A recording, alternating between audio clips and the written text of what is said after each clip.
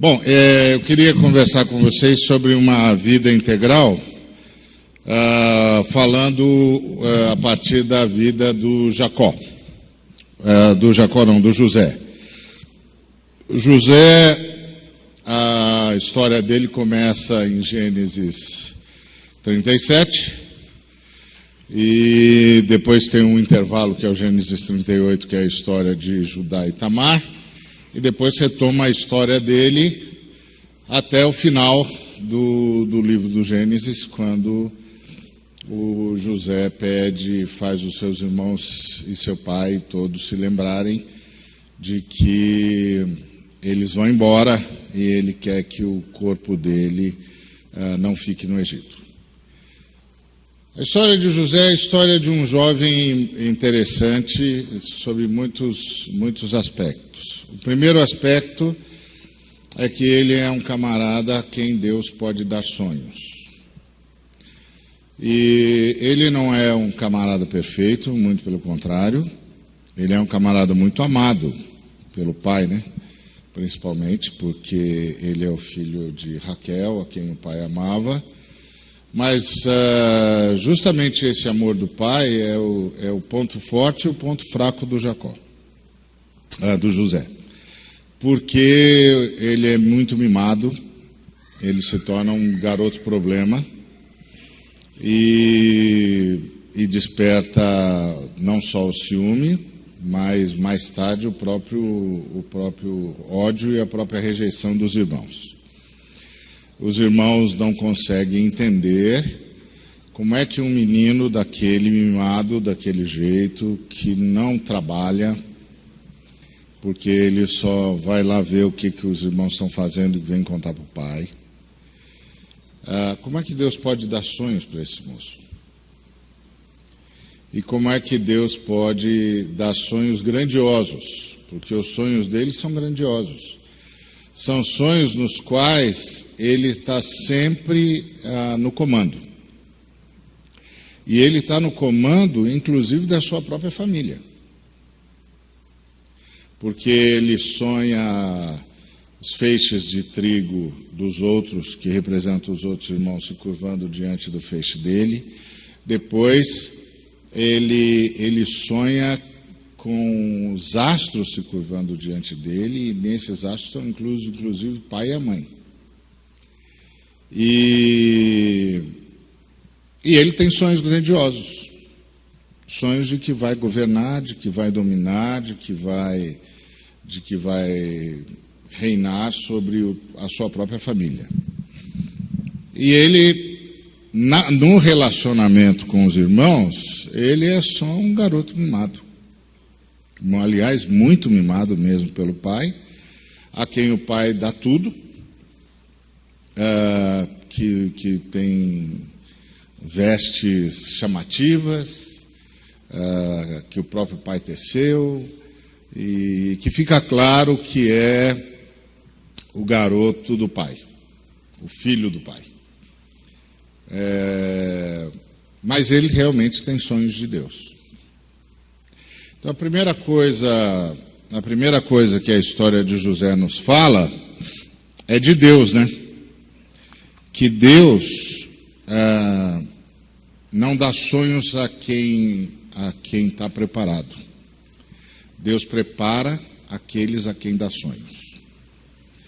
Então, a primeira coisa que a história de José nos fala de Deus é que Deus chama pessoas e lhes dá sonhos, e esses sonhos que ele dá às pessoas não tem a ver com a qualidade das pessoas.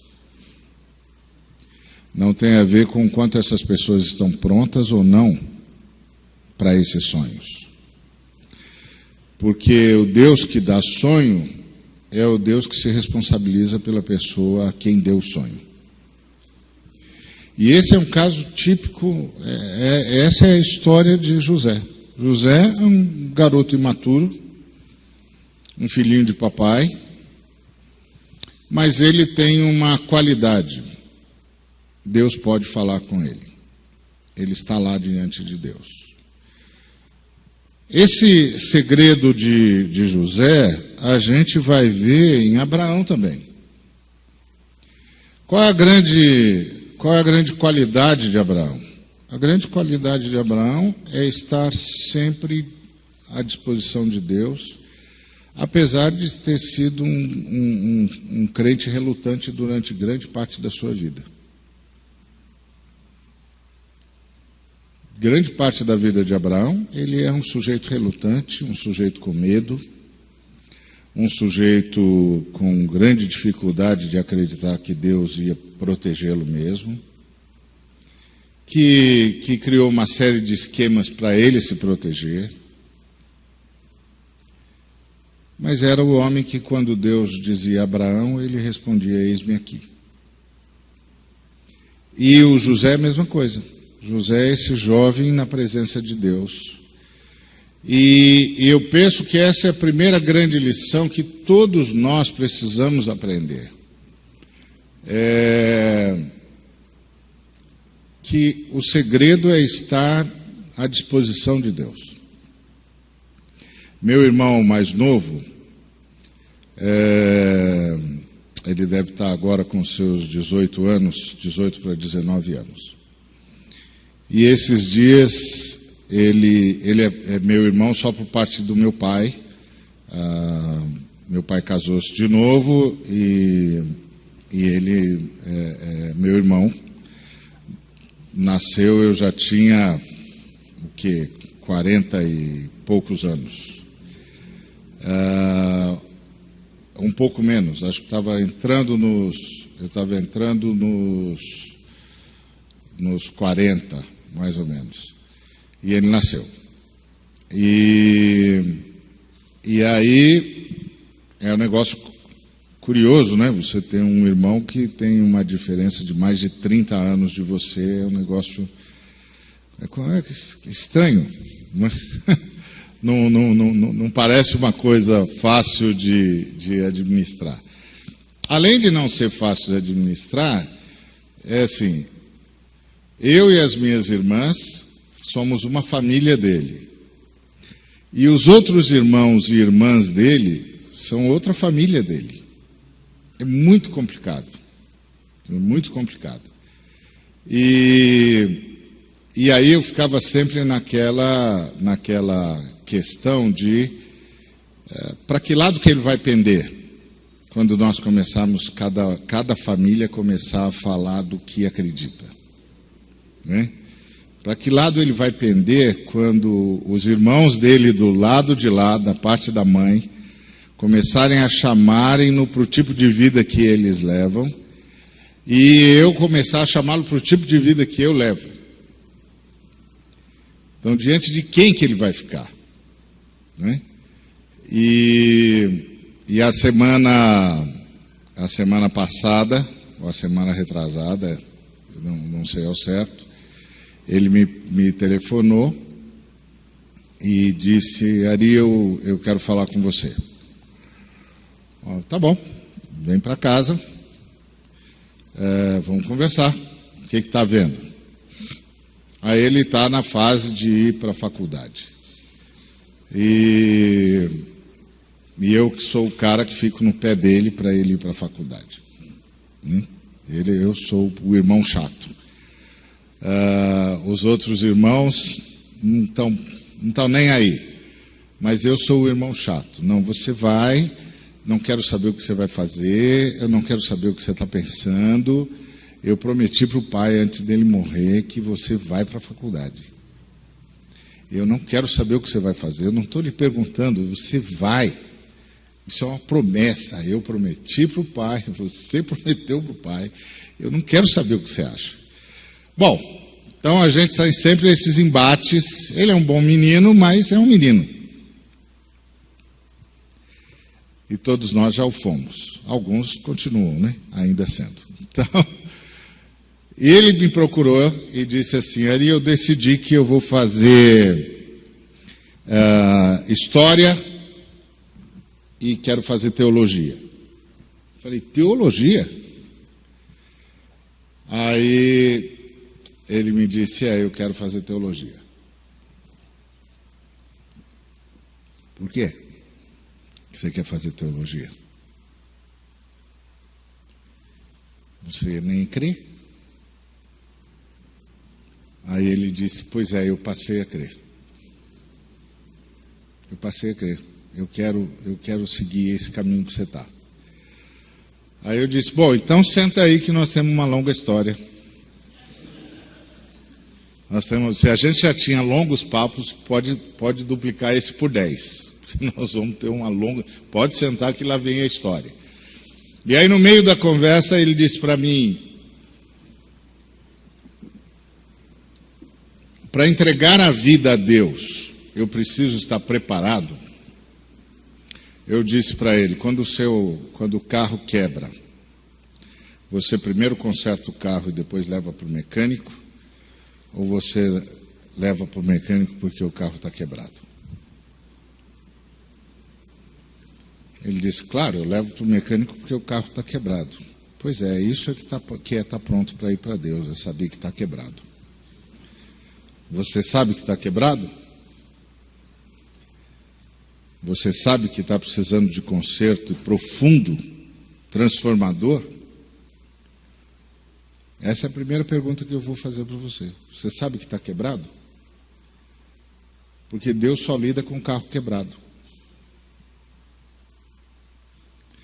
Então, quando você vai ler a Bíblia e ler os patriarcas, principalmente gente como José, você tem de lembrar sempre disso. Deus lida com carros quebrados. Então, Deus dá sonho e então prepara o sujeito a quem ele deu sonho. E é aqui, e apenas aqui, que começa a vida com Deus. Nessa profunda concepção de que Deus é aquele que vai consertar o sonhador. Mas primeiro vai dar sonho. Eu gosto daquela frase do apóstolo Paulo em Atos 14, 17, onde o apóstolo Paulo diz que Deus dá testemunho da existência dele, dando aos homens chuvas, tempos frutíferos e enchendo o coração dos homens de fartura e de alegria. Ou seja, Deus dá testemunho para os pagãos, porque o Paulo estava falando aos pagãos, inclusive gente que estava achando que ele era representante do deus Mercúrio e que o Barnabé era representante do deus Júpiter. Ele estava falando a pagãos, e ele estava dizendo aos pagãos que Deus dava testemunho aos pagãos da existência dele, dando a estes seres humanos não só chuvas e tempos frutíferos, o que lhes dava condições de sobrevida, mas enchendo o coração deles de fartura e de alegria, o que dava para eles sentido para viver. Esse é um texto muito complicado, e talvez por isso a gente nunca trabalha esse texto, porque nós aprendemos, a partir da frase de Agostinho, que tem um vazio no coração humano, que é do tamanho de Deus. E então a gente acha que quem não conhece Jesus, quem não conhece o Senhor, não tem razão para viver, não tem significado a vida deles. A gente acha que... Porque como é que essas pessoas conseguem viver? Como elas conseguem viver? Não tem significado para a vida, não tem sentido, a vida delas não tem sentido. Imagina que esse cara tem sentido para a vida, imagina que esse cara tem verdadeira alegria, imagina que esse cara tem significado para a existência dele, imagina, tem coisa nenhuma. Pois tem. E tem, porque Deus é o pior marqueteiro da história. Deus é um péssimo marqueteiro. Várias vezes eu já falei isso para Deus. Falei, Deus, se o Senhor deixasse na desgraça todos os pagãos, era mais fácil para a gente pregar o Evangelho. O Senhor não pode ficar abençoando os caras. O Senhor não pode dar sentido de fartura e de alegria para os caras. O Senhor dificulta a minha vida. O Senhor tem que me facilitar a vida. Eu sou seu pregador. Eu tenho de chegar lá e encontrar o sujeito, assim, no pó da rabiola. Eu tenho de chegar lá e o sujeito tem que estar rastejando, gritando de dor, com chagas para todos os lados, porque aí eu simplesmente falo em nome de Jesus e ele vem correndo. O senhor não me ajuda. Por quê? Porque Deus dá testemunho demonstrando a sua bondade. Se isso é verdade para aqueles que nem prestam atenção em Deus, quanto mais é verdade para aqueles a quem Deus já conseguiu chamar a atenção. Por isso, quando você começa a estudar a história de um José, você se depara com um garoto imaturo tendo sonhos grandiosos. E você diz, como é que é possível? É que puseram na minha e na sua cabeça que eu me preparo, e aí depois que eu me preparo, Deus me dá grandes tarefas. Mas em toda a Escritura, Deus primeiro dá grandes tarefas e depois prepara o sujeito. É a história de Abraão, é a história de José, é a história de Moisés. Moisés era um pagão. Moisés era um pagão. Olha para a história de Moisés. O Moisés não tinha circuncidado os filhos dele. Você percebe o absurdo? O cara que é chamado para ser libertador de Israel, para cumprir as promessas que Deus fez a Abraão, em Gênesis 15, de que 400 anos depois libertaria o povo de Israel, o cara que Deus chama não circuncidou os filhos. Ele não está nem aí com circuncisão. Não está nem aí, ele é um pagão. Quando a filha de Reuel chega em casa, chega mais cedo, né? Ela chega mais cedo em casa, porque o Moisés ajudou a se livrar dos bandidinhos. Aí ela chega mais cedo em casa. Quando ela chega mais cedo em casa, o Reuel pergunta por que ela chegou mais cedo. O que ela diz? Porque um egípcio nos ajudou. Não um hebreu, um egípcio. Chamam esse egípcio para cá. Chamou o egípcio. É um egípcio, ele pensa como os egípcios. Você quer ver como é que o Moisés pensava como os egípcios? Qual é a primeira pergunta que ele faz para Deus? Qual é o teu nome? Só um egípcio pensaria isso. Porque isso é pensamento de pagão, politeísta. Como? Qual é o teu nome? Só tem um Deus, qual é o teu nome?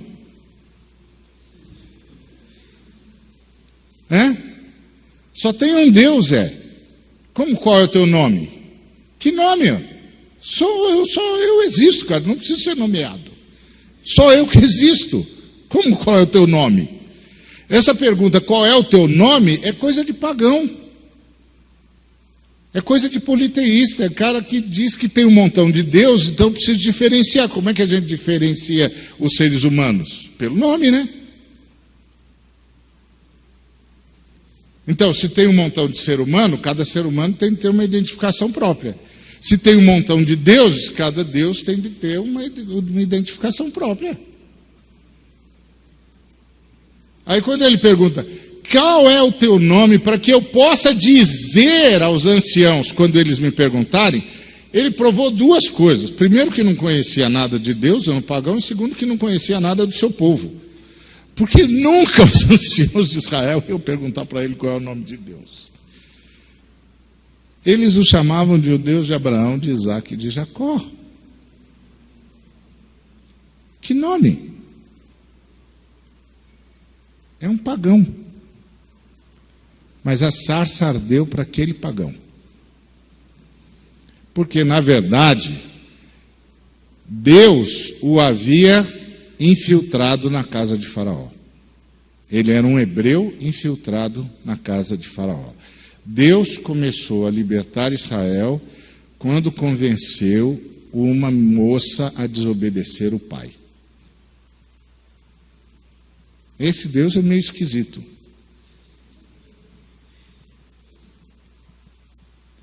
Porque eu duvido que passa na nossa cabeça que Deus ia convencer alguém a desobedecer os pais.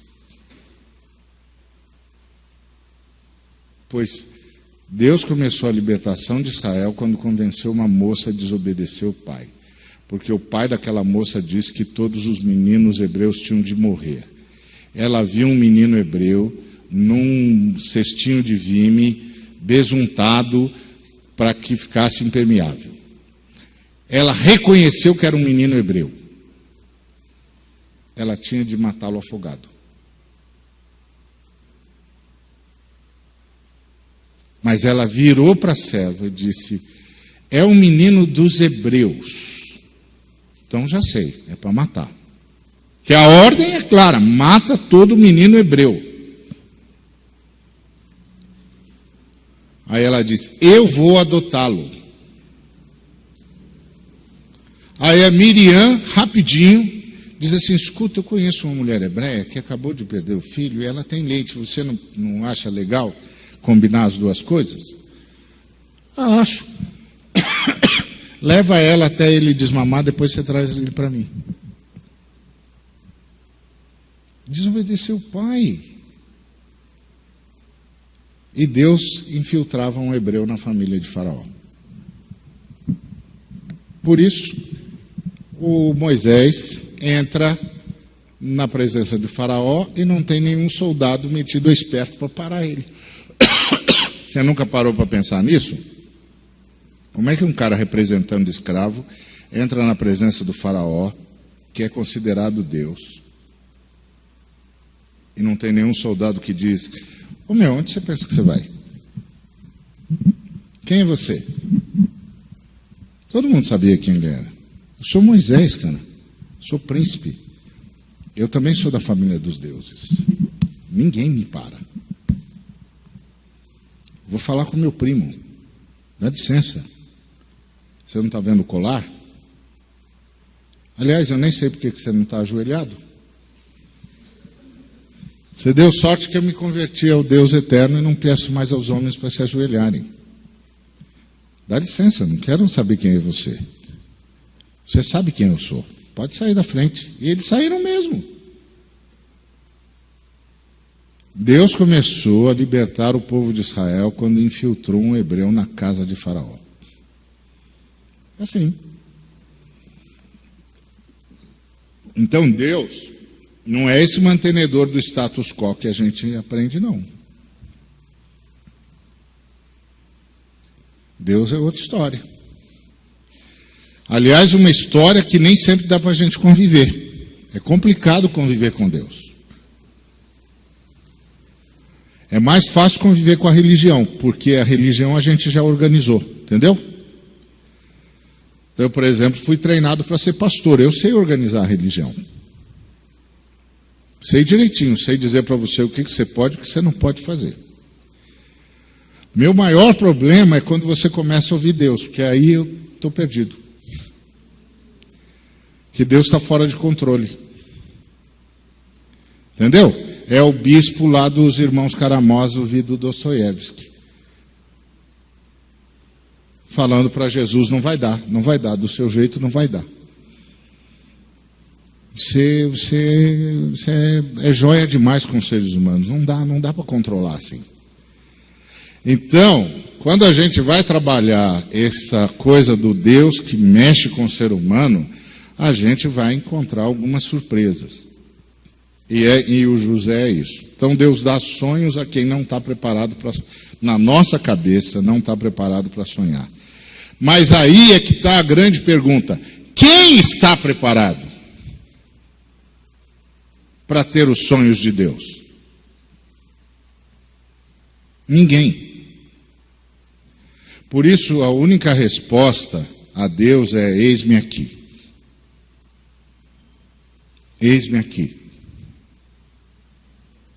faz a tua vontade, diz o que o Senhor quer. Porque eu nunca vou estar preparado mesmo. Eu nunca vou estar preparado. Mas Ele vai preparar. Então esse é o primeiro movimento de José. José é um sujeito que aprende a sonhar, que sonha os sonhos de Deus, que recebe sonhos de Deus. Aí ele tem um segundo momento. Ele passa, os irmãos entram em parafuso com ele e tal, e aí você conhece a história. Primeiro eles pensam em matá-lo. Aí o Rúben convence o pessoal a botá-lo na cisterna, porque o Rúben pensa, depois que os outros foram embora, eu vou lá e tiro da cisterna. Mas aí ele se afasta, vem os midianitas e os irmãos decidem então que vão vendê-lo. E o vendem como escravo. Aí o José passa por um segundo momento. E o segundo momento de José ele vai aprender a administrar o que não é dele. No primeiro momento, ele é um camarada sonhador, que nem trabalha no que não é dele, no que é dele, que é o gado que os irmãos cuidam. Nem nisso ele trabalha, não faz nada. Ele é o querido do pai. Ele é o filho do coração, ele não faz nada. Ele só sonha e fofoca. Só, não faz mais nada. Vai contar para o pai as bobagens dos irmãos. Aí o pai fica sabendo, os irmãos querem o oco dele. Agora ele é escravo. Ele vai aprender a administrar o que não é dele. E aqui aparece um homem que só Deus conhecia. Qualquer um que tivesse acompanhado José jamais acreditaria que José seria um escravo exemplo. O José nem trabalhava. O José era um fofoqueiro, filhinho de papai, ainda recebendo de Deus sonhos grandiloquentes. Quando um sujeito desse é vendido como escravo, o que você acha que vai acontecer? Ele vai se recusar a trabalhar e ele vai morrer.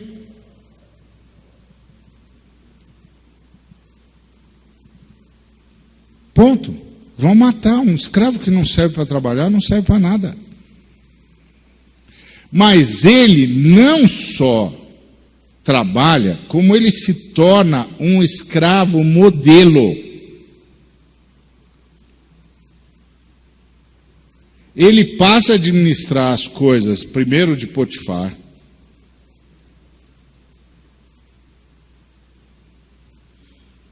com uma maestria e com um nível de confiabilidade que o Potifar entrega tudo para ele. E Deus o abençoa em tudo que ele faz. Fala para mim, quem acreditaria convivendo com aquele menino fofoqueiro, filhinho de papai, que nunca trabalhou na vida? Quem acreditaria que aquele menino se tornaria um exímio profissional e que administraria com maestria o que não era seu, quando ele não trabalhava no que era dele? O que é que isso fala para a gente? Aquilo que Samuel disse para Jessé. O que foi que Samuel disse para Jessé? Você olha a aparência, mas Deus vê no ser humano algo que só Ele consegue ver. E no caso de José, só Deus mesmo. Quem mais ia acreditar naquele moleque?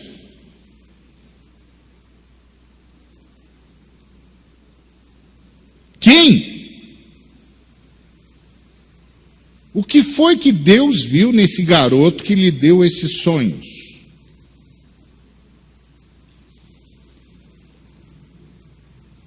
Então, tem um elemento no relacionamento com Deus que realmente transcende todas as possibilidades analíticas do ser humano. Eu não consigo analisar. Por isso, Paulo disse para o Timóteo com todas as letras, e isso é uma verdade que eu e você temos de guardar, não só em relação a nós, mas também em relação às pessoas que Deus pede para a gente abençoar, como pastores, como conselheiros, como irmãos. Que é, não despreze a mocidade de ninguém. Você não sabe o que Deus está vendo. Eu não sei o que Deus está vendo. Deus está vendo alguma coisa que eu nunca veria. Nunca! Eu nunca veria nada que presta naquele menino. Nunca. Mas Deus viu. Ali tinha um menino que o temia. Ali tinha um menino que o respeitava. Para além das demonstrações visíveis. Não dava para ver isso. Esses dias eu estava falando com um colega de pastorado que tem passado por um perrengue bravo. E ele dizendo assim, pois é, eu não sei, Deus tem me posto em tal lugar, mas agora eu não sei, tal, porque eu fui questionado nisso, tem questões assim, questões assadas. Eu disse para ele assim, meu amigo, em relação a nós, você tem de ter a seguinte consciência. Primeiro, nenhum de nós merece. Você não tem mérito nenhum para estar onde você está. Mas a segunda coisa que você tem de lembrar é: Deus não erra. Você não merece, mas Deus te pôs, Deus não erra. Deus não comete erros. Olha para a vida de José. Deus não comete erros.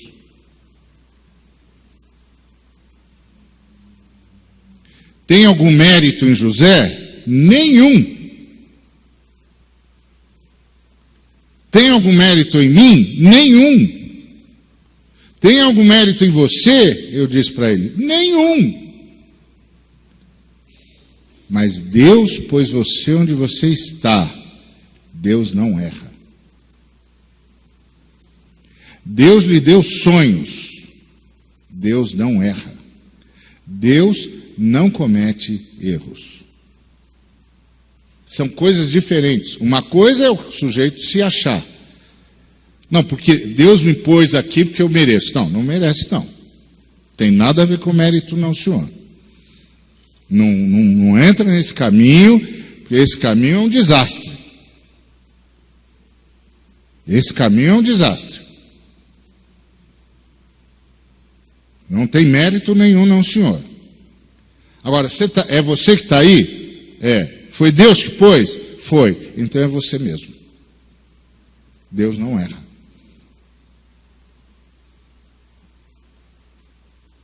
Não tem esse risco com Deus. A beleza de andar com Deus é que esse risco do erro não existe. Deus não erra. Então Deus não errou com José, tá aí. Ali tinha alguma coisa no coração daquele moço que só Deus viu. E a gente vai descobrir isso quando ele vai aprendendo a administrar o que não é dele. E quando ele pode ter tudo o que não é dele, e ele se recusa.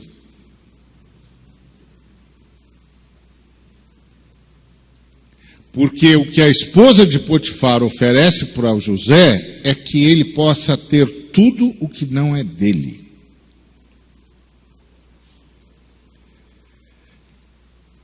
E isso era a desforra do escravo, né?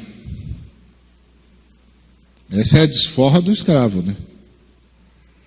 O sujeito pensa que é o senhor, mas já deixou de ser o senhor faz muito tempo. Quem manda na casa do pretenso senhor é o que ele pensa que ainda é escravo. Porque ele já se apossou, inclusive, da esposa do pretenso senhor. Ele tem tudo que não era dele. E aqui aparece o homem que Deus viu. E que Deus formou com a sua própria mão. Ele se recusa a ter o que não é dele. E é exatamente isso que ele diz para a moça. O meu Senhor entregou tudo na minha mão. De modo que ele só sabe o que acontece aqui pelos meus relatórios. Ele franqueou tudo para mim, menos me relacionar com você. Eu não vou fazer isso com ele, e eu não vou fazer isso principalmente com meu Deus. Ponto. Aqui aparece um homem que só Deus conhecia.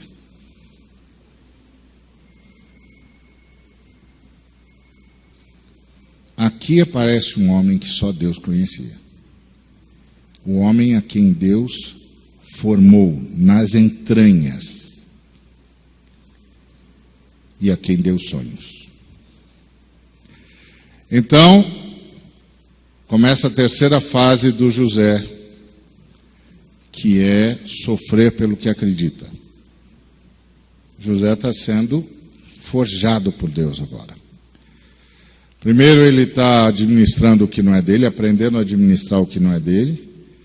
Depois ele está aprendendo a viver pelo que acredita. E a gente só aprende a viver pelo que acredita quando paga um preço por causa disso. Enquanto tudo corre bem e as minhas convicções não são testadas,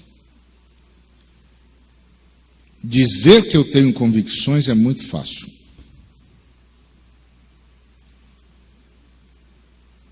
As minhas convicções só vão aparecer quando elas forem testadas. Aí eu vou saber de mim. Não é Deus que vai saber, porque Deus já sabe. Mas eu vou saber de mim. Como Pedro soube lá no quintal do Caifás. Lá no quintal do Caifás, o Pedro descobriu quem ele era.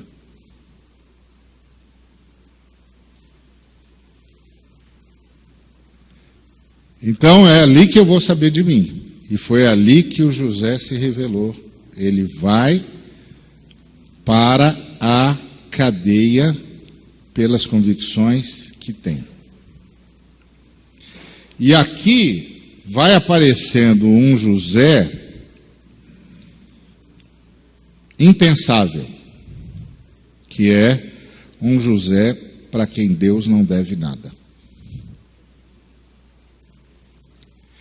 Qual é o grande problema de todos nós? O grande problema de todos nós é que Deus está em paz conosco, mas a maioria de nós não está em paz com Deus.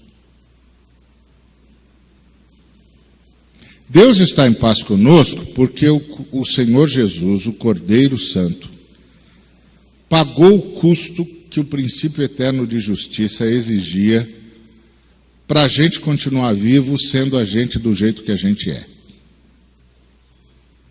Para a gente ser resgatado sendo a gente do jeito que a gente é.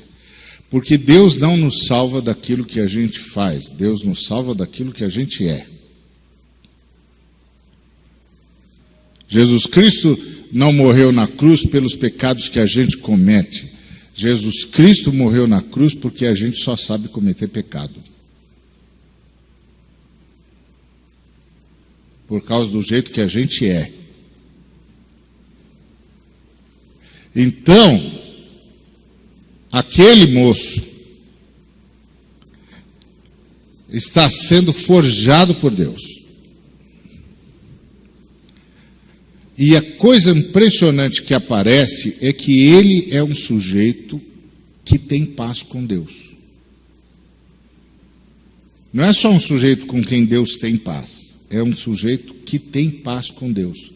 A maioria de nós não tem paz com Deus.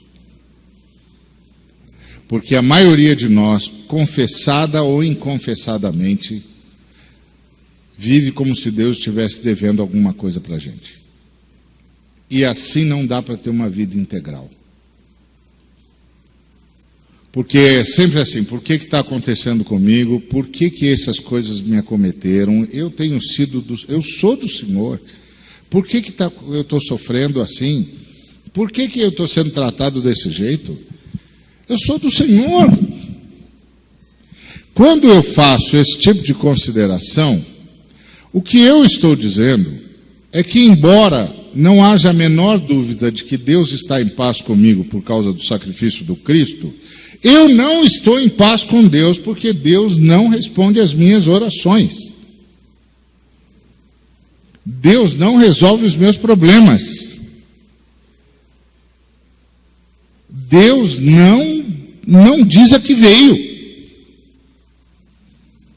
Uma vez eu estava conversando com o Ed, e o Ed me contou a história de um camarada que tinha acabado de assistir o filme O Todo-Poderoso, o primeiro, com o Jim Carrey, né? Não é isso? Então. E aí o cara disse para o Ed o seguinte, que o filme era legal, um filme para rir, tal, enfim, uma comédia, mas que tinha uma coisa muito interessante no filme. E a coisa interessante no filme é que aquele homem orava mesmo, aquilo é uma oração. Eu fui assistir o filme. Falei, poxa, então vou lá aprender o que é oração. O cara disse que aquilo é que é oração. Eu fui lá assistir o filme e eu ficava olhando e disse, cadê a oração? Eu estou vendo o berro de um cara que não está em paz com Deus. Que diz para Deus, escuta, se tem alguém aqui que não está fazendo o seu trabalho, é você. É você que não está fazendo o seu trabalho. Porque eu estou fazendo o meu trabalho. Todo mundo aqui está fazendo o seu trabalho. Quem não está fazendo o seu trabalho é você. Isso é oração? Não, isso não é oração. Isso é a fala desesperada de um sujeito que não tem paz com Deus. E que acha que Deus está devendo alguma coisa para ele. Isso não é oração. Isso não é o que as Escrituras chamam de oração. Tem nenhuma oração aqui. Tem um berro de um sujeito em estado de guerra com Deus, porque Deus não faz a sua vontade. Essa é uma qualidade do José extraordinária. Ele está em paz com Deus. E eu só posso viver uma vida integral se eu estiver em paz com Deus. Se tudo que vier à minha mão, eu pegar para fazer e fazê-lo da melhor forma possível, sem ficar questionando se era aquilo mesmo que eu merecia fazer. Não dá para ter uma vida integral se eu não tiver paz com Deus. Não é se Deus não tiver paz comigo, porque paz comigo Deus sempre tem, por causa do Cristo. Mas o problema é que eu nem sempre tenho paz com Deus. Eu estou sempre esperando que Deus faça alguma coisa que Ele não fez. Dê alguma coisa que Ele não deu. Construa alguma coisa que Ele não construiu.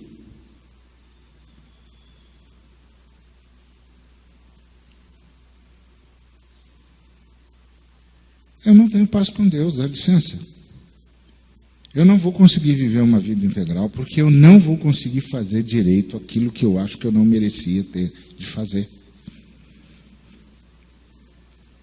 Eu não vou conseguir construir aquilo que eu acho que outro tinha de construir, não eu.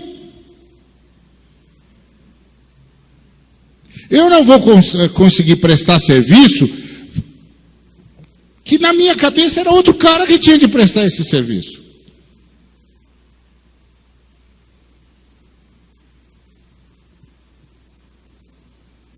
Então minha paz com Deus foi embora.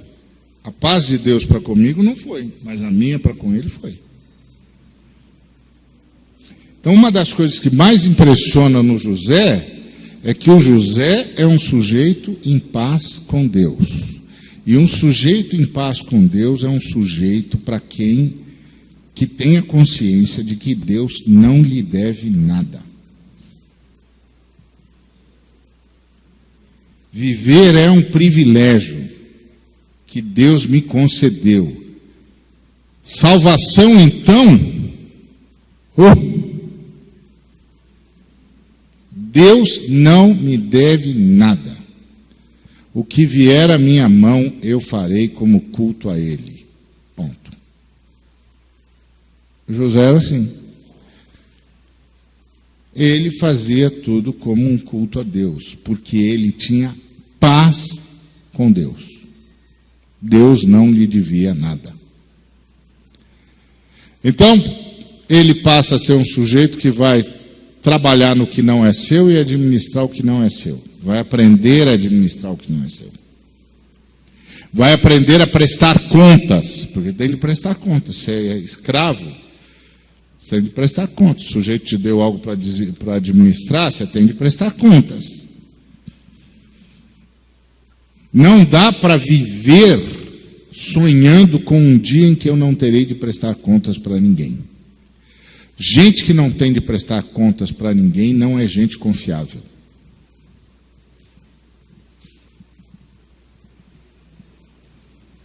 Não dá. É verdade que chega uma fase na vida em que você tem de prestar contas para menos pessoas. Mas, no mínimo, você vai ter de prestar contas a Deus sempre.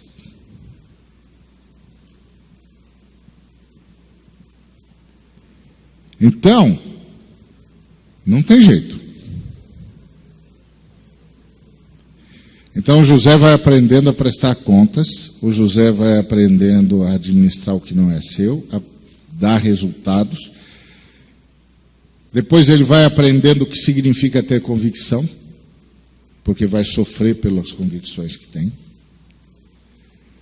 E o que está por detrás disso é um homem que tem paz com Deus. Agora o José começa um terceiro caminho, ou um quarto caminho, que é o José que ainda não teve os seus sonhos realizados, os sonhos que Deus deu para ele realizados. Começa a se tornar um intérprete do sonho alheio.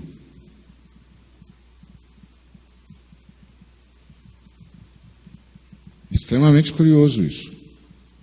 Ele não teve os sonhos que Deus deu para ele realizados. Os sonhos que Deus deu para ele eram de que ele governaria. Ele está na cadeia. Lançado por ninguém mais, por ninguém menos do que o general Potifar. Que é ninguém mais, ninguém menos do que o chefe da guarda particular do faraó. Maior do que esse cara, só o faraó. Em outras palavras, seu José, o senhor está ferrado. Ninguém virá tirar o senhor daqui. O senhor vai apodrecer aqui. Quem botou o senhor aqui foi o general Potifar, chefe da guarda pessoal do faraó. Você está perdido.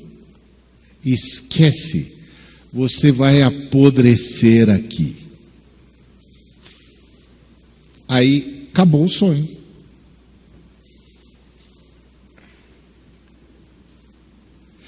Do ponto de vista eminentemente humano, lógico, acabou o que era doce. Já era. Nunca, never, jamais, de jeito nenhum.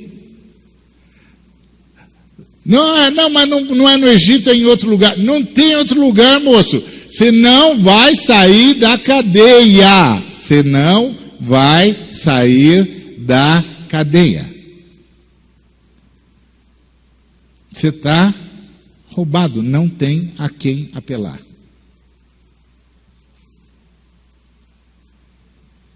Acabou o sonho. Pois nem assim esse sujeito perde a fé. Ele realmente está em paz com Deus. Porque esse é o segredo de uma vida integral, meu. Porque vida integral é a capacidade que eu tenho de fazer o melhor de tudo que vier à minha mão. Não é de ser o melhor, de fazer o melhor. Que tem a ver com o meu nível de dedicação. Vida integral é a capacidade que eu tenho de fazer o melhor de tudo que vier às minhas mãos. Não é de ser o melhor. Não precisa ser o melhor. Ser o melhor tem a ver com dons, com talentos, com oportunidades, com um bocado de coisa. A maioria delas, nenhum de nós controla. Agora, fazer o melhor, sou eu que controlo. Ser o melhor, não. Eu tenho os dons que eu tenho. Não posso querer ter os dons que eu não tenho. Eu tenho os talentos que eu tenho. Não posso sonhar com os talentos que eu não tenho, pois eu não vou viver de fantasia. Então a minha missão não é ser o melhor. Porque ser o melhor é uma avaliação que não é própria de mim ou de nenhum ser humano. Ninguém sabe o que é ser o melhor. Ser o melhor é uma questão de natureza, isso é um negócio para Deus, não é um negócio para seres caídos. Agora, fazer o melhor, não, isso sou eu que administro. Se eu vou fazer um culto de tudo que me vier às mãos, isso sou eu que administro. Se eu vou transformar tudo que me vem às mãos num culto ao meu Deus, isso sou eu que administro. E aí eu faço com as possibilidades que me são dadas. Eu não vou fazer com as possibilidades que foram dadas a você, não posso. Nem vou ficar me comparando com você. Você tem seus talentos, eu tenho os meus. Você tem seus dons, eu tenho os meus. Eu cuido dos dons que Deus me deu, você cuida dos dons que você recebeu. Nós não estamos aqui para competir, nós estamos aqui para cooperar. O sonho de Deus é que a humanidade fosse uma grande cooperativa. E não uma grande Olimpíada. Para descobrir quem é o melhor. Isso é uma distorção.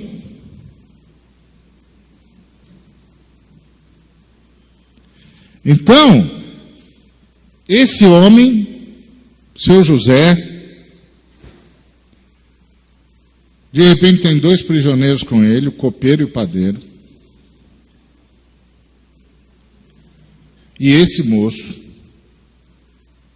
é procurado por esses dois, assim, casualmente, porque eles estão contando sonhos.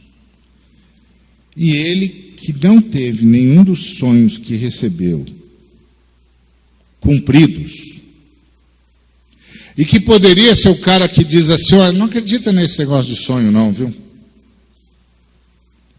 Não leva esse negócio a sério não. Isso aí é... Eu também já tive sonho. Eu também já sonhei. Isso é bobagem, cara. Sonho é sonho, deixa isso para lá. Esquenta com isso, não. Ele diz: olha, eu não sei, mas Deus... Qual Deus? Aquele que te deu os sonhos?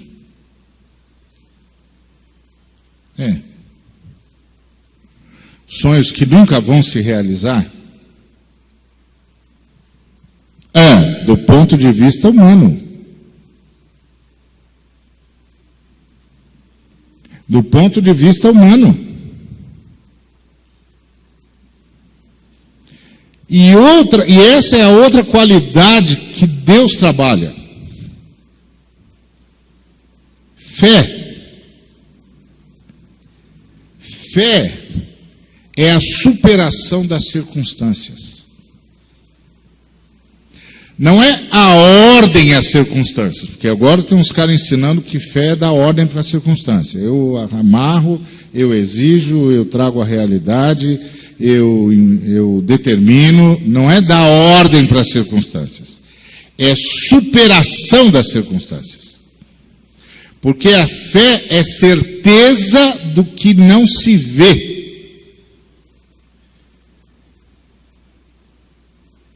E convicção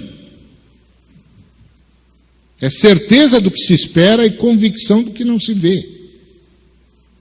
Como é que pode ter certeza do que se espera? E como é que pode ter convicção de fatos que não se veem? Fato é feito. Como é que pode ter uma coisa que é fato feito e eu não vejo? Portanto, a fé é a superação das circunstâncias. No coração. Fé é que faz com que um ser humano não seja tangido, tocado, gerenciado pela circunstância, mas por uma profunda convicção.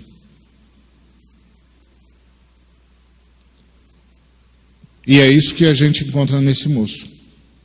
Porque esse moço continua tendo fé. As circunstâncias dizem para ele: esquece. Você foi aprisionado pelo faraó. Pelo comandante da guarda do faraó. Esquece. Só tem um cara em todo o Egito que ousaria contradizer o general Potifar. Um cara. O faraó.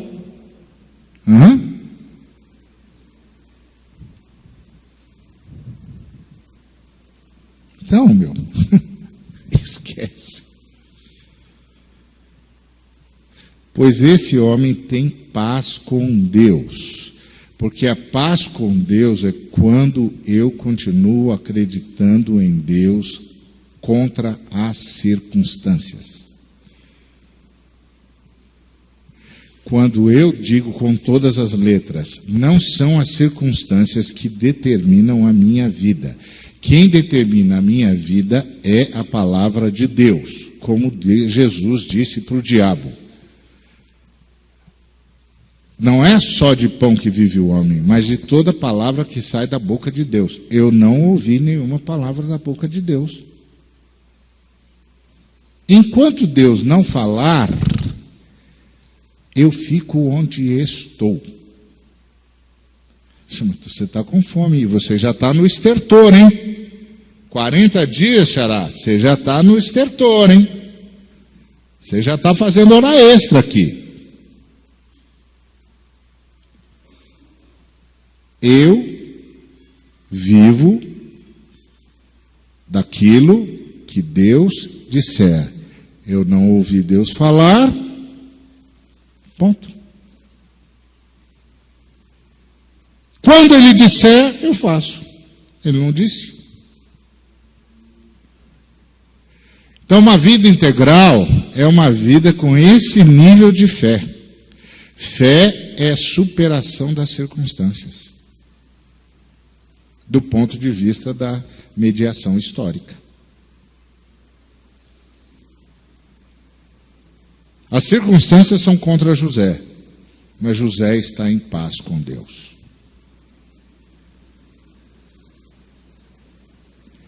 E aí, ele invoca esse Deus que lhe deu os tais sonhos que não se concretizaram,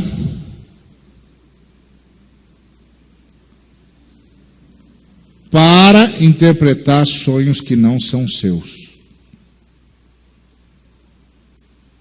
E ele diz: Deus que conhece todas as coisas pode dar a interpretação do sonho. Qual? Aquele que não cumpriu os sonhos que deu para você?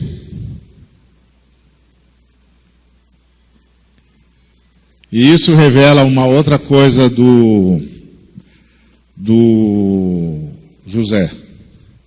Ele não trabalha com o tempo dele, ele trabalha com o tempo de Deus. Ele não bota Deus no cronômetro dele.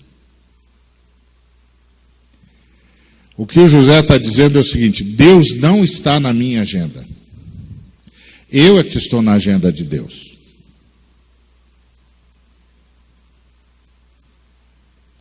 Quando alguma coisa está na minha agenda, então eu digo quando ela vai acontecer.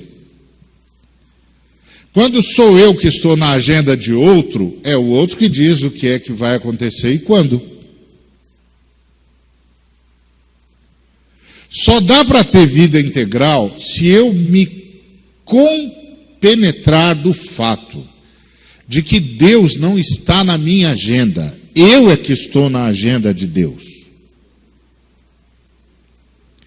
E em sendo assim, como não sou eu que estou não é Deus que está na minha agenda, sou eu que estou na agenda de Deus, eu não posso julgar os atos de Deus pelo meu tempo. Eu não sei. Eu não sei, não está na minha agenda. Quando, José, você vai reinar? Não sei. Mas você vai? Vou. Por quê? Porque Deus disse que eu vou. Quando? Não sei. Não, mas você não acha que já passou muito tempo? Não sei. Mas você não acha que está dando tudo errado? Não sei. Como não sabe? Você não sabe se é errado estar na cadeia injustamente? Não sei.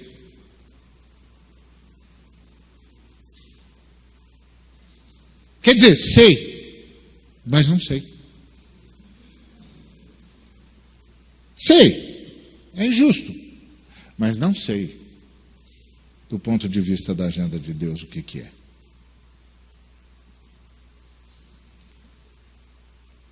Aqui está o nó de viver com Deus.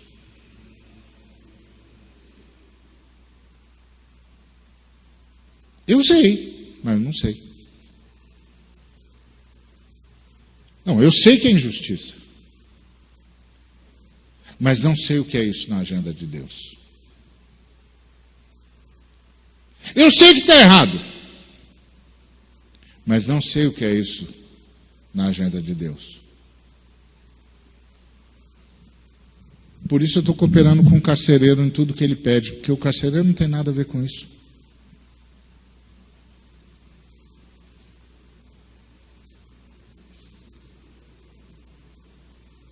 Eu não sei o que é isso na agenda de Deus, porque não é Deus que está na minha agenda, sou eu que estou na agenda de Deus.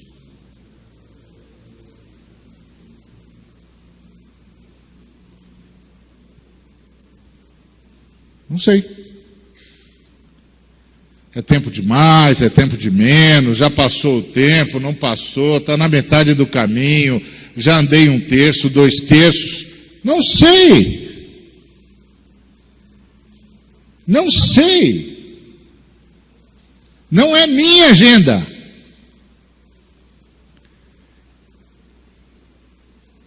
Deus não está na minha agenda. Eu estou na agenda de Deus. Eu não sei.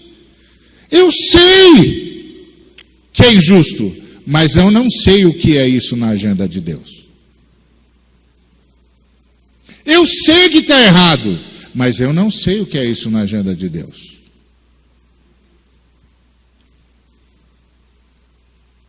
Então, no que tange a injustiça, o que eu puder fazer, eu vou fazer. Copeiro, você vai voltar. Lembra de mim. Fala para o faraó que eu estou aqui injustamente. Mas isso não me faz parar de trabalhar e de fazer de tudo que vem à minha mão um culto para Deus. Porque se eu sei que isso é errado, eu não sei o que é isso na agenda de Deus. Esse andar com Deus tem esse nível de complexidade que nós nem sempre nos damos conta.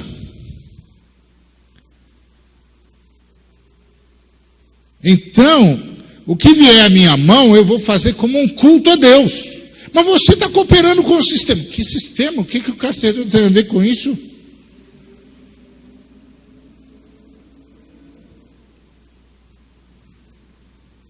Eu tenho uma tarefa para fazer. Eu sou um cara de Deus. Os caras de Deus não fazem tarefa pela metade. Mas é injusto. Eu sei que é injusto. E no que tange a injustiça, tudo que eu pude fazer, já estou fazendo. Estou falando para o copeiro. Ó, você vai voltar. O seu sonho significa que em 3 dias você vai voltar para a sua posição. Padeiro, sinto muito. 3 dias também, mas já era, hein? Que pena. Copeiro, você vai voltar. Quem deu esses sonhos para você foi Deus. Padeiro, Deus está chamando você. Copeiro, Deus está dando uma chance para você.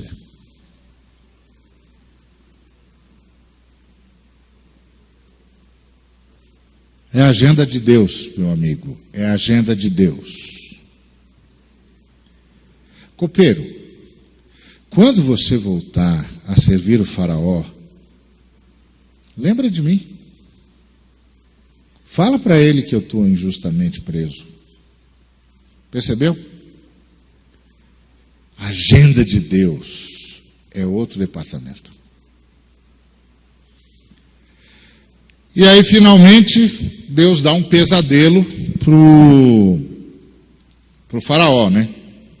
Que a gente fala em sonho, mas um sujeito que vê 7 vacas magras devorarem 7 vacas gordas, que vê 7 espigas de milho maravilhosas serem devoradas por 7 espigas de trigo horríveis, não teve um sonho, teve um pesadelo. Isso é um pesadelo, o sujeito não consegue dormir mais.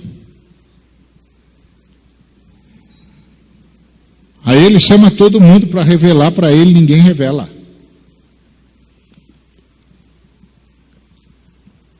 Porque Deus é assim, né? Deus governa mesmo.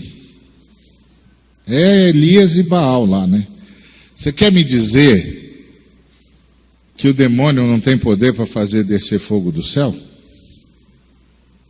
Que o Lúcifer não tem poder para fazer descer fogo do céu?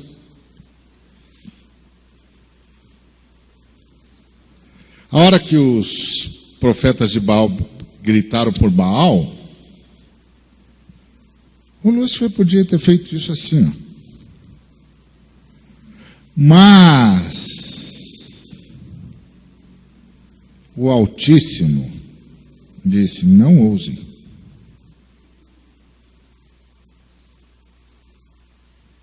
Não ouse.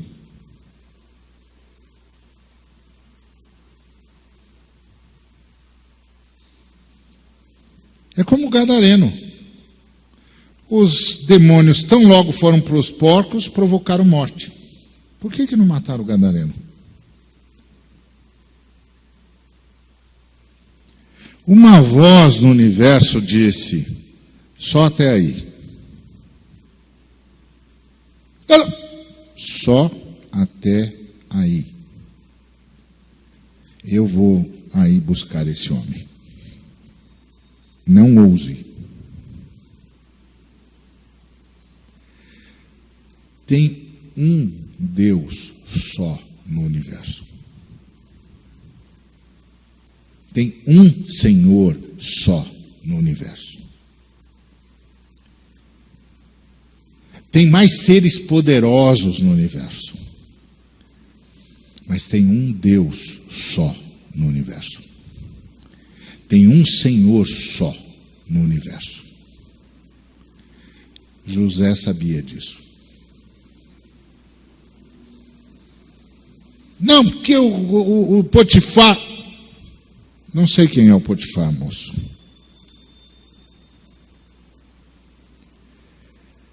Mas eu sei quem me fez sonhar. Eu estou na agenda dele.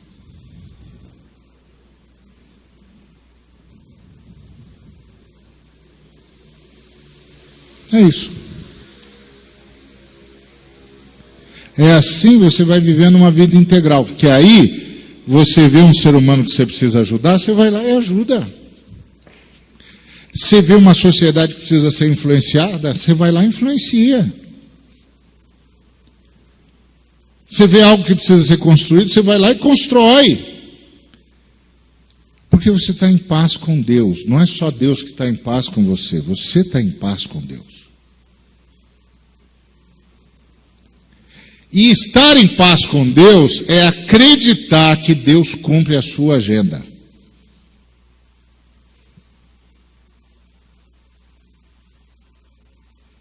Deus não é como eu. Eu, de vez em quando, tenho de ligar para os caras e dizer: não vai dar, hein? Gorou, furou, já era, não vai dar. Não vou conseguir. Está fora do meu alcance. Ou dizer, como eu disse para o meu amigo Nilfran: não desiste que eu vou chegar, vai levar um tempão. Você já está aí, você já está morgando aí, já está com os pés criando raiz, mas eu estou indo. Porque eu não tenho controle.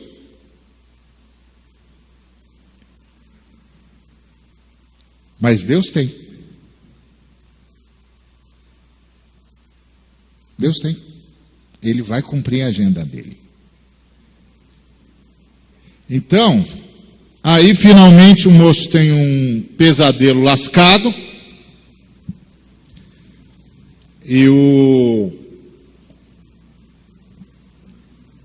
José finalmente descobre o propósito de Deus dar sonhos aos seus. Ele descobre que o propósito de Deus dar sonhos aos seus é transformar em sonho o que antes na vida de todo mundo era só um pesadelo.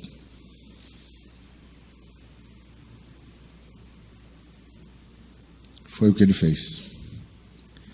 O que seria um pesadelo, o que era um pesadelo na vida de Faraó, ia ser um pesadelo na vida de toda a região do Crescente Fértil. Um menino transformou em sonho.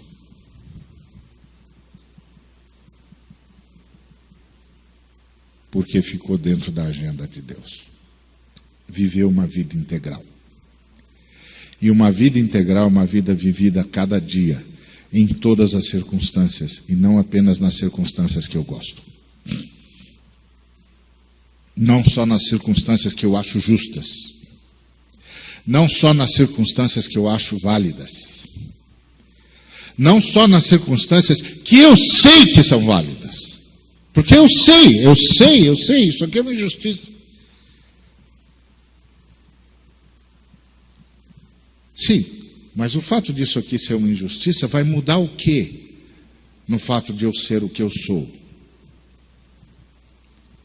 Um sujeito de Deus, uma mulher de Deus, uma menina de Deus, um menino de Deus. Vai mudar o quê?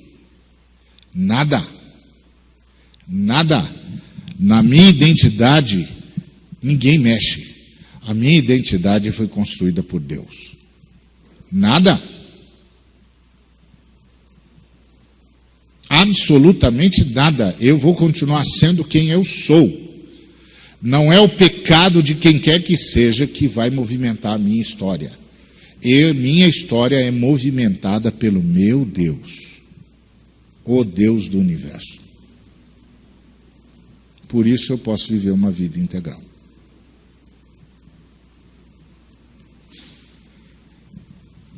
Então, quando você tem isso na cabeça e no coração, é isso. E aí esse menino que vive uma vida integral é um menino que sabe perdoar.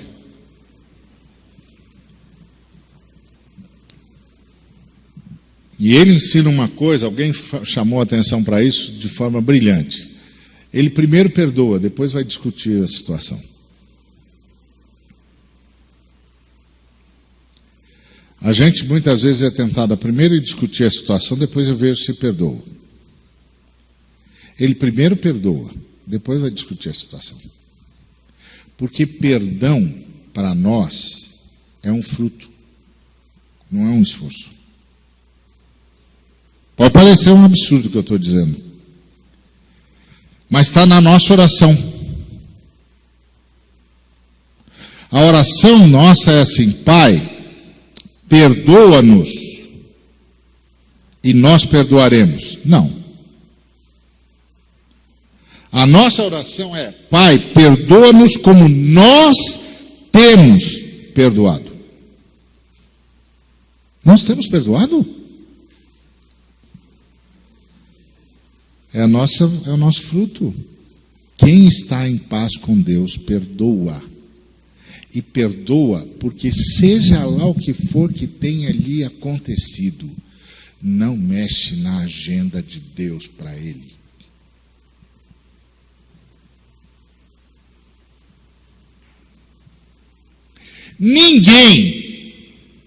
Ninguém altera a agenda de Deus para a nossa vida. Ninguém. Não importa o que a pessoa faça comigo, não importa quão injusta ela seja comigo, isso não quer dizer nada, apenas quer dizer que finalmente eu descobri o óbvio, eu estava diante de um outro ser humano como eu. Eu já devia saber. Mas tem momentos na vida que a gente acha que não é assim. Mas o que isso tem a ver com a agenda de Deus na minha vida? Nada. Absolutamente nada.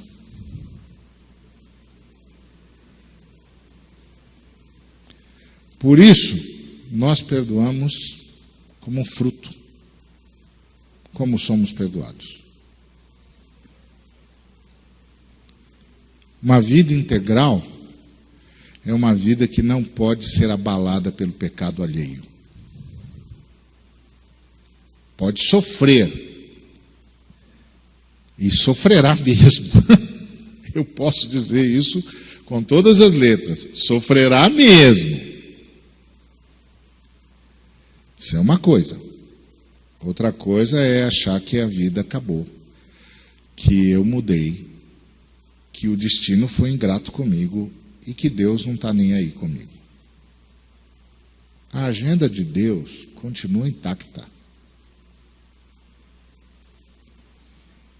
E eu continuo na agenda de Deus.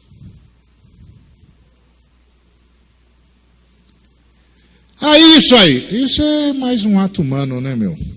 Eu também já cometi atos humanos assim. Essas coisas só dá em gente. Só a gente faz isso. Deu em gente, deu em mais uma gente. Dá todo dia em gente. Só que dessa vez foi muito perto de mim. Não, foi grudado em mim. Paciência. Mas é a mesma coisa. É a mesma coisa em todo lugar. É coisa de gente. O que isso tem a ver com Deus? Nada. Nada. Nada.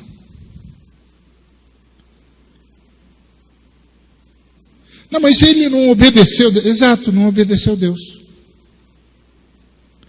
E Deus não vai fazer nada? Não.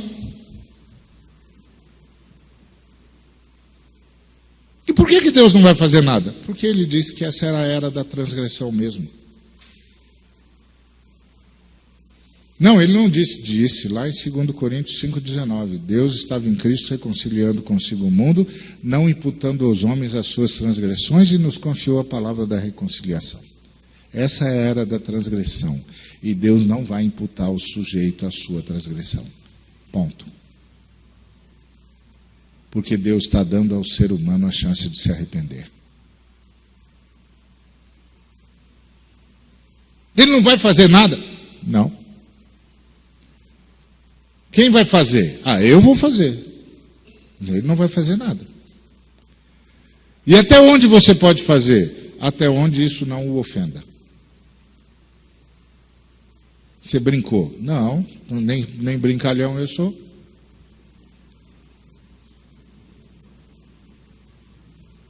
É isso. Até onde você vai fazer? Só até onde ele não for ofendido. É assim que funciona. Me lembro que uma vez estava numa reunião, e com isso eu termino. Uma senhora disse assim: pastor, eu não entendo como é que Deus deixa esses camaradas governarem.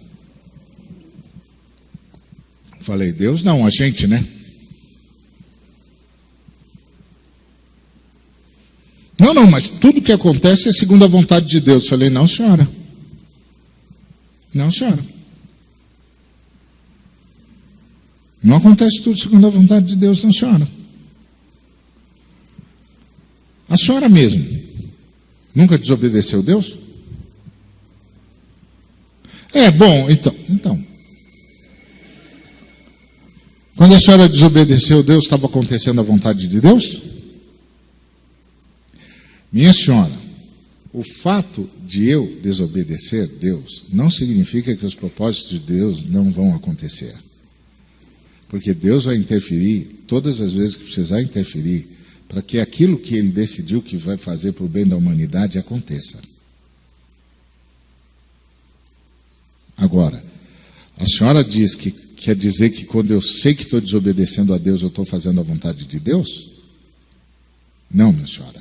O que a senhora está dizendo é que Deus criou um espaço na dimensão da existência em que criaturas podem desobedecê-lo dentro de um determinado período que a gente não sabe quanto é. E que a Bíblia chama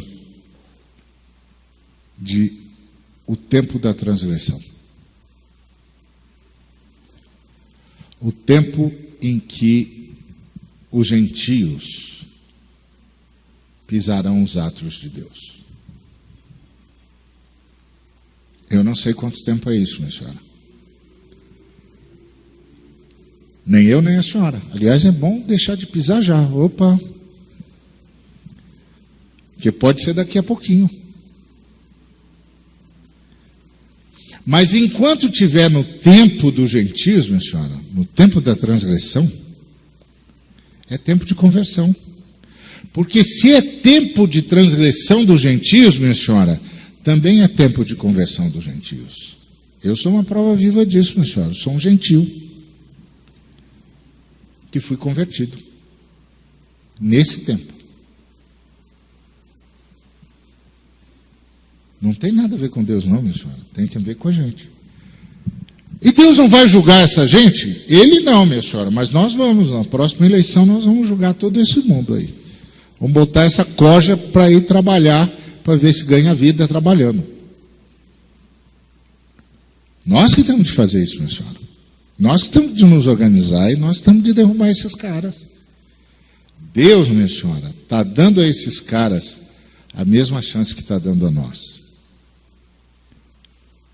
de se arrependerem. Porque Deus estava em Cristo, minha senhora, reconciliando consigo o mundo, não imputando aos homens as suas transgressões. E nos concedeu a palavra da reconciliação. Se eu e você não soubermos disso, não dá para ter vida integral. Porque nós não teremos paz com Deus.